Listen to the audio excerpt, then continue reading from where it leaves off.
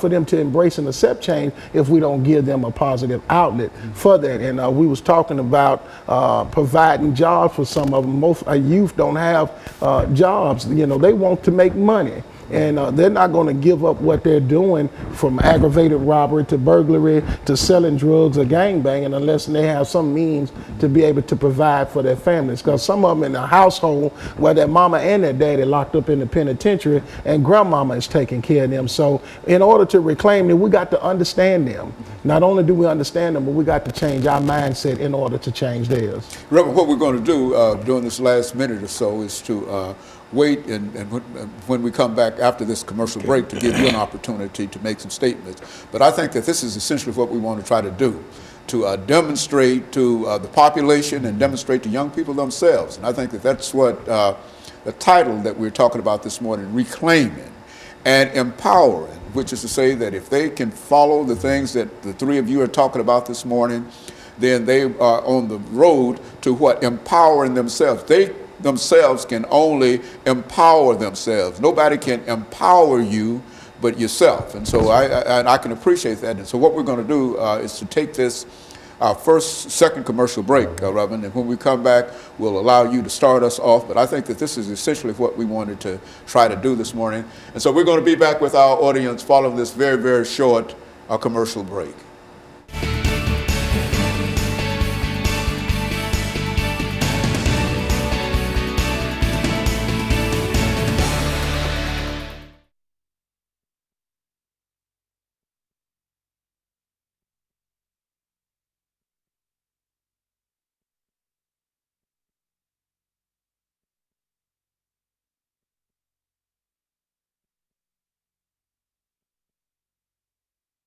Nobody can reclaim you but yourself. You see, but you got to have somebody that can guide you toward. You got to be willing.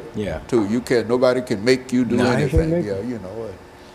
I think we've heard that said enough among the young people and ourselves. That you can't make me. You see, and I think that once we recognize that and that they come to a conclusion that that's what they have to do. And so we've got 10 minutes. Okay.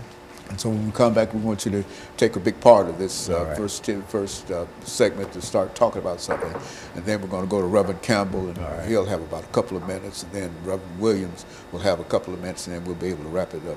That'll work, Doc. That'll work. Yeah, this is good information. I think y'all are doing good things. I like those shirts, too. Thank you. Gangs and not gangsters. Gentlemen and not gangsters. Yeah, that's good. Is this the same program y'all had, Reverend Williams, when you were here the last time? We actually, no. We've been doing outreach, but this is a different aspect of it. Yes. Okay, we have 10 minutes. We'll start with you.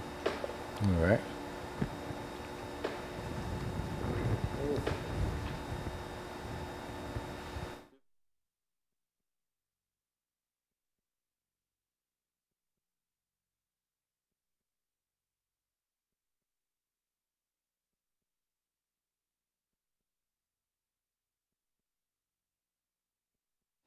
Thank you and welcome back to the final segment of the show for today. We're talking to Pastor Walker, Reverend Campbell, and Reverend Williams in reference to reclaiming and empowering youth through interactive ministry. And each has already given us some information in reference to what we ought to do. And now, Pastor, let's see if we might be able to summarize during this last segment to speak directly to our young people to make them understand why what we're doing here is important for them. Well, you know, Dr. Haney, when we talk about reclaiming and empowering youth through interactive ministry, we're talking about, first of all, have to understand that to reclaim something, you got to first realize that it's been claimed. Come on now. And they're being claimed through a systemic design that has been, when you look at the African-American male, it's been long under attack, you know, released from slavery, you know. These guys have wisdom, knowledge, and understanding about a lot of things, but not allowed to use it. And there's been a design that goes all the way back to the end. But now when you think about claiming somebody, you think about ownership. You think about it in terms of ownership. So if I can dictate, if I can control your thinking, then I can dictate your behavior. So, and a lot of times you mention the music, and people will just kind of wave you off and like, oh man, the music's so innocent, but it's not. The Bible tells us, be careful what you hear. That's right. And then it also tells us, be careful how you hear. So we got to be careful what's going into our ear gate, because what's going into our ear gates is beginning to formalize our thinking. And then our thinking turns into our behaviors and our actions. So if I got music that's playing to me, that's suggesting to me that, you know, I treat my women with disrespect, that, you know, the thug life is what's happening, and money this and money that, and just glorifies all kind of violence and stuff like that. I got my smoke, and I put dude to sleep. You know, that kind of stuff like that. Yeah. So you're growing up with that mentality and that mindset, and you begin to act that stuff out. So what we have to do is go in and show them how that when Pharaoh dealt with the Israelites, he said, and they said, come, let us deal wisely with them. So there's a wise system in play right now, Dr. Haney, that says, you know, let's keep them from progressing. So let's do it through this negative music. Let's do it through. They did it to my generation through the black exploitation movies. You know, Superfly and all of that right there. But now they put video and audio together. Now you got a visual of what you're hearing, and it's further impacting an individual, further gaining control of their mindset, and it's taking them down a pathway that we're stepping up to say, let's reclaim this. First of all, I got to make you aware of the system that you've been caught up in. So because a lot of them are acting out in a system that don't even understand and realize why they're acting out. Why do I want to go out here and sell dope as opposed to go to school to get a degree? Why do I want to sell dope and run the streets and pick up a pistol and get in a gang and do all these things as opposed to going out here and becoming gainfully employed? Why do I want to beat my girlfriend as opposed to loving her and treating her like a woman's supposed to be loved? Because I've been programmed to think that way. This is how I've been programmed to think. So until somebody can come in with another program and reprogram the individual, and I have to use the word reprogram, but that's what's been happening. We've been programmed to think and to act a certain way. Very good. And so, Reverend Campbell, so that's what we're trying to do, reprogram them. Is that what we're trying to do? It is. You know, when you look at a body, the body dies if the head is not there. And if you can cut the head off, or you can take a person's mind, you can control their body.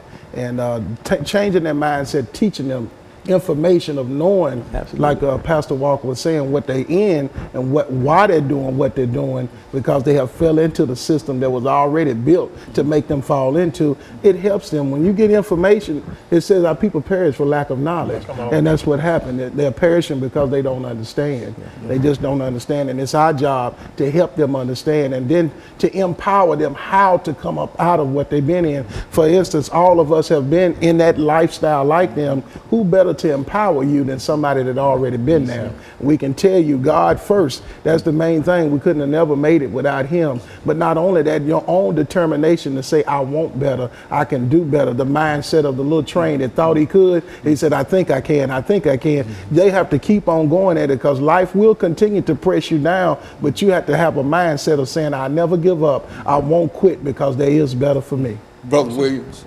Yeah, I definitely agree with everything they're saying. It's very good. And what I see, Dr. Haney, is a lack of education.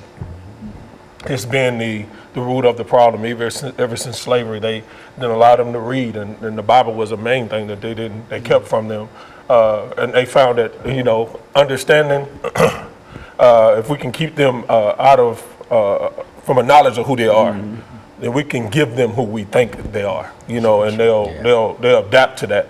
And so that's what we've seen. We've seen these ideologies been perpetuated over our people for, you know, centuries of time, and that's what they have adapted to, and they've taken it on as their own character or personality, and they're acting it out, just as these two men of God have just said. But I think what we have to do in reclaiming is getting them to first know who they are, and then we'll come under that and fortifying them with education, teaching them history, you know, teaching them about you know, how to empower other communities, and not just their own, you know, because a lot of what we'll see in our communities is that person that has made it out, like ourselves, that have got it brought out of the fire. A lot of them have said, okay, well, I'm gonna move on the outskirts because I don't have to deal with it. You know, I don't have to get involved. You know, God saved me, praise God. You know, so, but what we need is to empower, just like they said, is those that have been awakened. We need to go back. You know, the Bible even says that when you've been restored, go back and strengthen your brother. So that's what we're doing. And we need people to band with us. We need people to band with us to help empower and educate and to reclaim our young men. Reverend, what kind of support do you think you're finding among the general population for what you're doing? Well, what we see is a lot of candle burnings, and that's about it. In a lot of situations, you see a lot of candle burnings when what we need is people to be more interactive. When we talk about interactive ministry, we're not talking about going out getting some young men to come to church so they can hear us preach. That's right. And we're not talking about that. We're talking about interactive ministry. And to minister means to serve. You know, we got to find out what their needs are and then help serve them in a way where we can help meet those needs. And then if those needs are something that's really negative, then we got to show them a way to get around that, and that's when the empowerment part comes in. But you know, it's going to take community involvement. It's going to take families involvement. It's going to take the mother that's raising these children to take a firm stand, you know, and get the information, seek the information, and understand if I got a weakness in an area, go find it, find the strength so I can be strengthened in the area, because my children, and especially my sons' lives are at stake if I don't do that. And then we got to tell the fathers that if you impregnate this girl, then you can impregnate her. You can't run off and not take care of the child and then complain when she takes you through child support. You know what I'm saying? There's got to be a system of support, and it's got to come from all areas, and it's got to come from the church. It's got to come from the school. It's got to come from our being involved in the school. We have to show up in the schools to see what our children are going through in the school system, because they're being mistreated there as well. You know, it's no secret about that. That's right. This school to prison pipeline, man, it's a deadly real thing. It's definitely real, and our people are suffering from it. And you know, and people say, you know, you talk about the knowledge part, Pastor Bishop, and you know, it's our people perish for a lack of knowledge, but we were taught what you don't know won't hurt you, but what you don't know is destroying us. Yes. So the power comes in when we tell somebody like Mr.